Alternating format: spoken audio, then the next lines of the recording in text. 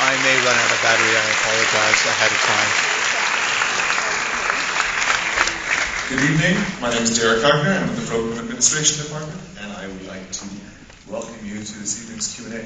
We'll get right to it because there's been Midnight Madness screening shortly, so it gives me a great pleasure to introduce to you the director, Lars, Mr. Craig.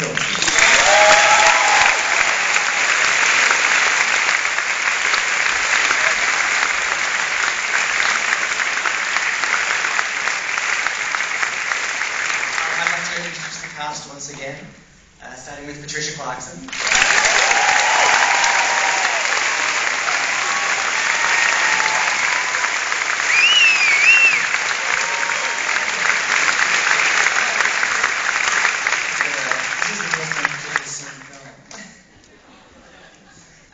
Then we have Kelly Garner.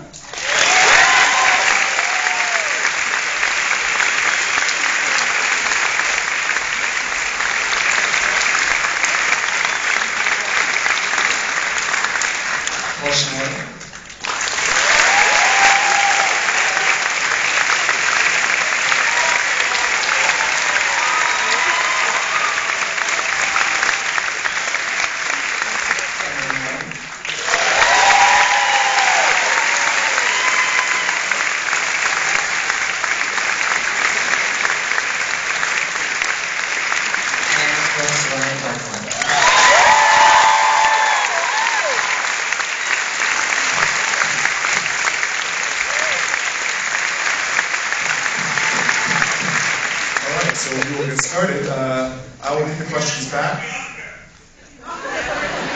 She couldn't make an appearance tonight. She doesn't have a passport.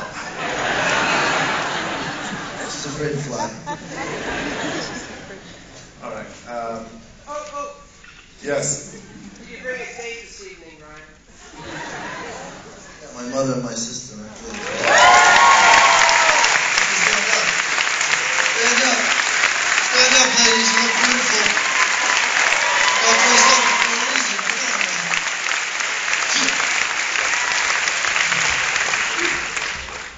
Yes, in the orange up there. Oh, right there? Okay. Yeah, you.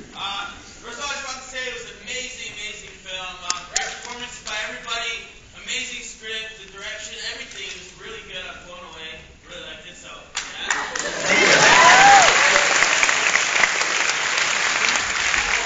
My question is for Ryan. Is that okay? Kind of a question to him. Can I do that? Is that okay? How dare you? What gives you the audacity, son? Judging me all the way from up there? I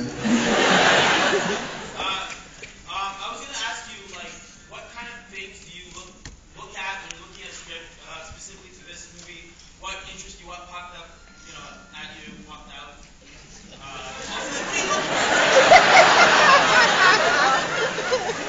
You guys are terrible.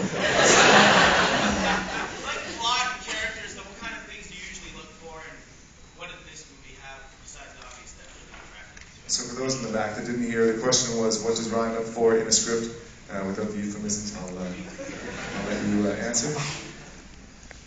I usually look for a film that I'd like to see, and I think it's really that simple. And for me, I read this film and I heard the initial, the concept of it, and I thought it was funny, but I didn't know how it could hold up for a whole film.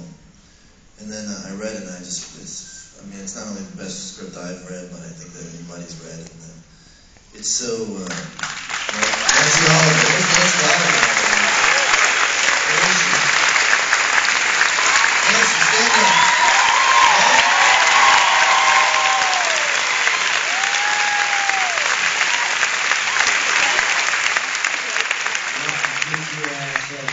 Come on up here, girl. You better get up here. Come on. Come on.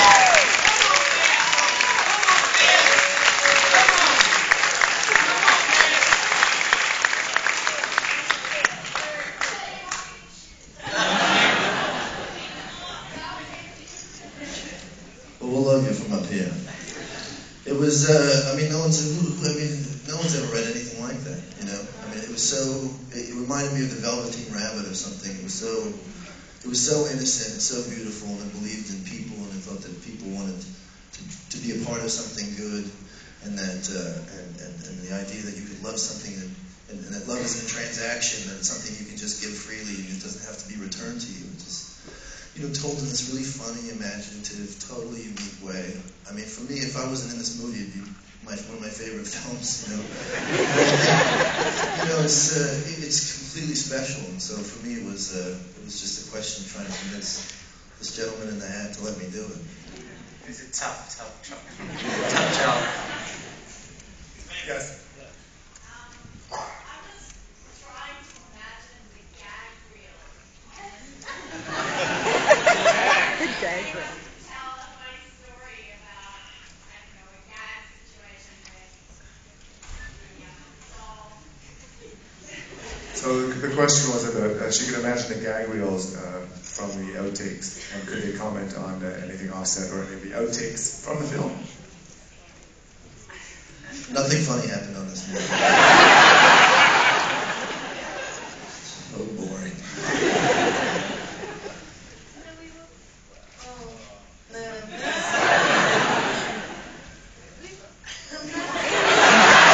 Something must have happened.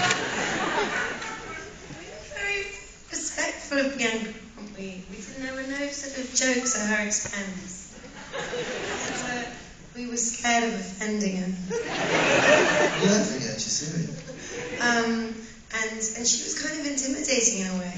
I've realised from spending time with Bianca that it's so much better to be quiet, not to speak. Because you're sort of mysterious and interesting that way. Rather intimidating. And I wish I could be more like her.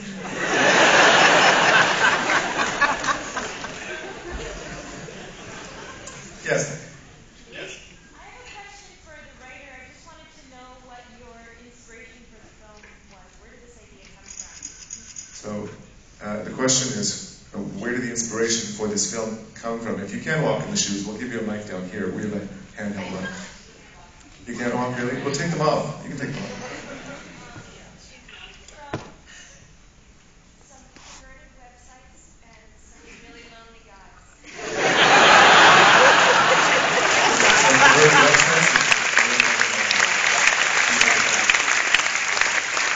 All right, we have time for just a few questions. Yes. How did you get the script and then decide how you cast it? John Cameron, who's the producer that shepherded this film, sent me the script. And we've been friends for years through our lives. And he said, I've got this great script with a guy that falls in love with a sex doll. And I almost said no. Like, on the phone, being a friend, I waited. And I didn't get around to reading it for a while. My wife read it and loved it. And been sitting around the house for 3 weeks, so I picked it up and read it. And that's the movie we shot. That script was just perfect. And I saw it right away. And then, honestly, the first choice was Ryan. He came in, we met, we talked for 45 minutes, and it was done. I saw him, and I saw Lars, and I couldn't imagine anybody else playing the role. He committed to it so fully. The rest of the wonderful cast. It was more of a process, but Paul and Kelly actually auditioned, which was great, and they completely blew me away with their takes on their roles.